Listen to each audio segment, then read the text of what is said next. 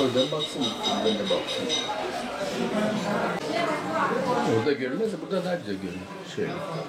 Bak yani istiyorum. Şöyle amca bir fotoğraf çekebilirsin şöyle.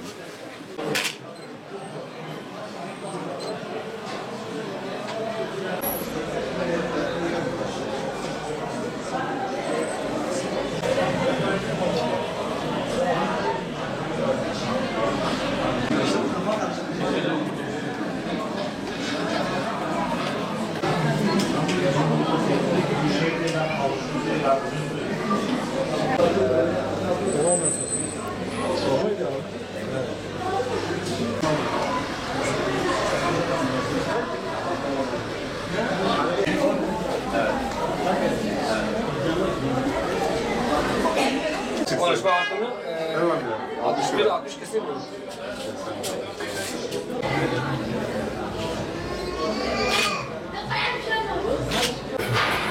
Yere bırakıyorum. Nasıl yapıyorsan öyle yapacağız.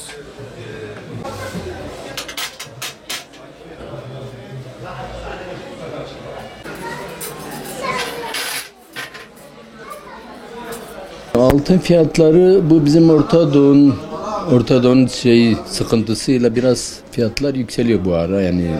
Ama yine uzun vadede her zaman altın yıllardır değerini yitirmiyor. En iyi yatırım aracı. Yani bu olaylar biraz zor düzelir ama inşallah düzelirse biraz oturur yani yükselmez ama uzun vadede her zaman en iyi yatırım aracı altındır.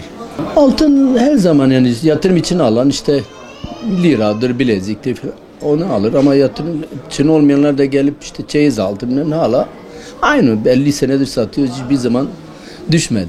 Uzun vadede her zaman yükseliyor. Piyasalar şu anda iyi yani canlıdır. Yani millet bu Orta Doğu Savaşı'ndan biraz korkuyla yapıyor, yatırım yapıyor, altına yapıyor. Yani şimdi döviz bitti artık. Dolar kimse almıyor. Yani. Evet. Borcu olmayan dolar almıyor. Çünkü dolar kağıt yani her zaman kağıt. Savaşlarda her zaman altın değerli. Onun için en iyi yatırım aracı altın alsınlar.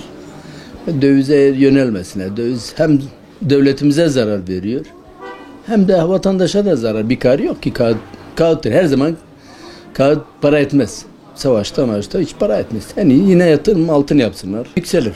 Yani her zaman yükselen emtiadır. Yani bunlar yıllardır öyle. Sonunu tahmin etmek zor biraz. Olaylar yatışmasa daha da gider.